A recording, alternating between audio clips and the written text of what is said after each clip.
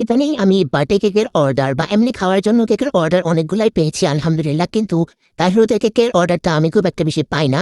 আমি মনে হয় এবছর মাত্র ৩টা কি ৪টা কাহিরুদের কেকের অর্ডার পেয়েছি, এর থেকে বেশি পাইনি। তো আজকেরটা হচ্ছে আমার একটা ফ্রেন্ডের কাহিরুদের কেক ছিল।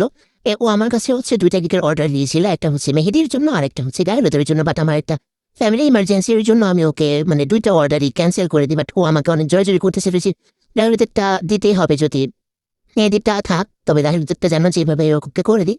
তো পরে আমি ভাবলাম আচ্ছা ঠিক আছে, কষ্ট হলে কষ্ট হবে, ওকে গাহিরুদের কেকটা করে দিই, যেহেতু সবাই একটা স্পেশাল মোমেন্ট আছে, নষ্ট করাটা ঠিক হবে না। তো পরে আমি বাসায় এসে ও খুব তাড়াতাড়ি এবং অল্প সময়ের মধ্যে যতটুকু পেরেছি আর কি করেছি। আর কেকটা ছিল একটা ফুল কাস্টমাইজড ডিজাইনের। যদিও ও যে আমাকে রেফারেন্স পিকচারটা দিয়েছিল ওইটাতে হচ্ছে এই যে ফ্লাওয়ারগুলা এগুলা সবগুলো হচ্ছে ফন্ডেন্টের করা। বাট আমি ফন্ডেন্ট ওয়ার্কটা করি না, অ্যাকচুয়ালি আমি কখনো শিখি না বা ট্রাইও করে নাই। ইনশাল্লাহ যদি কখনো ট্রাই করে অবশ্যই পারবো আশা করি।